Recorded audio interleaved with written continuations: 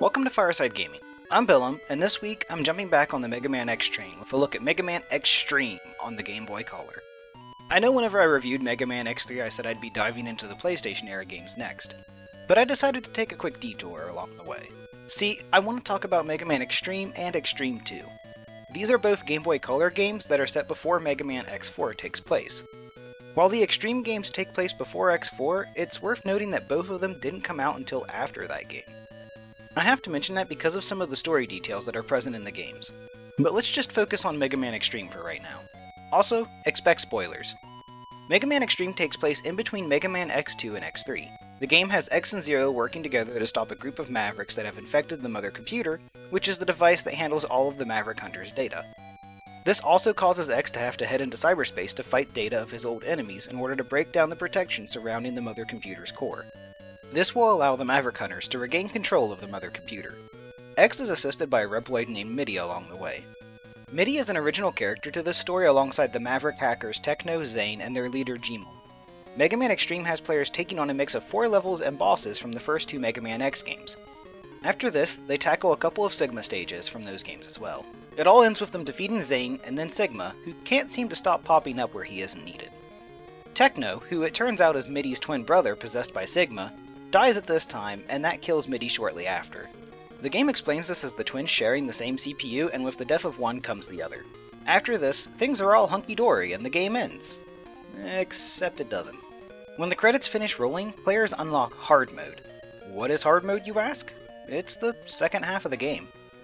Players can load up their complete save data from normal mode when starting Hard Mode. This gives them all of the equipment they found during their original run through the game. The difference between the two modes is that Hard Mode features 4 different levels and bosses, but all are still from Mega Man X and X2. The story is another case of the Mother Computer being hacked. Seriously guys, let's get some virus protection or something. Instead of battling Zane, players will defeat Gmul at the end of this run, and then they'll take down Sigma for a second time. With this, the Mother Computer is finally safe and players are done with the game. Unless you want to play Extreme Mode. Yes, there's yet another mode unlocked after beating the game. However, this one can be safely ignored. It's just a combination of the normal and hard modes that players can't take their previous save data into. There's also no extra story to worry about either. Honestly, I just don't understand why Mega Man Xtreme is set up like this. Why not just unlock the story all at once instead of breaking it into 2 separate modes? It just feels silly, and making Sigma the final bad guy twice over is lame. Especially since in both modes he's just in his Mega Man X form. They could have at least made him his Mega Man X2 version for the second run-through or something. While I'm dropping some complaints about Mega Man Xtreme, let's talk about that name. Yes, this game came out in 2001 in the US, and 90s extreme radical culture was still in full swing. However, just calling the game Xtreme doesn't tell me a dang thing about it. This is one of those cases where I wish they would have just stuck with the Japanese subtitle, Cyber Story. Another complaint I have is how difficult it is to dash in this game. There's no dedicated dash button by default, so players have to double tap the direction they want to dash, and I've always hated that.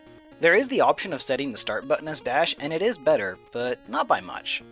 To switch over to positives, I've got to compliment the presentation of Mega Man Xtreme. It manages to pack so much detail into a Game Boy Color version of Mega Man X and X2. Sure, it doesn't stack up to its home console counterparts, but what it accomplishes is still dang impressive. So, who exactly is Mega Man Xtreme made for? Clearly it's X fans that want an on-the-go adventure. It's a game that's best experienced by having played the first 2 games in the X series. However, I wouldn't blame players if they wanted to wait until after X4 to experience it. That's due to the game's opening.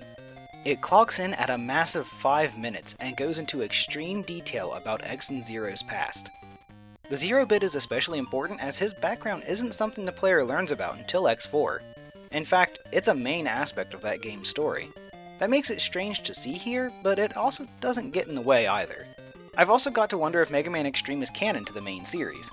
Capcom didn't deem it necessary to include it in the X Legacy collection, so that could be telling. There's also the fact that the canonicity of the classic Mega Man Game Boy games is dubious at best. On the flip side of that, nothing in Mega Man Xtreme contradicts mainline games in the series. Heck, some of the concepts it introduces, such as the Mother Computer and cyberspace, tie in incredibly well to the Mega Man Zero series. I'm not sure if the Zero games were designed with this in mind, but it is worth noting. At the end of the day, Mega Man Xtreme is the kind of game that I can only recommend to hardcore X fans. It brings little new to the table and can easily be summed up as Mega Man X and X2 again, and then again, but in cyberspace. If you're really hankering to give it a look, the game is available on the Nintendo eShop, but only for the 3DS. The $5 asking price isn't bad either, but I think this would have served better as an unlockable title in one of the X Legacy collections instead. I'll also be taking a look at Mega Man Xtreme 2 before moving on to X4, so keep an eye out for that review, hopefully sometime in the near future. Also, I'd love it if you would do the usual YouTube routine of commenting, liking, and even subscribing if you haven't already. I know you're probably tired of hearing it at this point, but every little bit does help. That's all I have for today. As always, thank you for watching, and take it easy.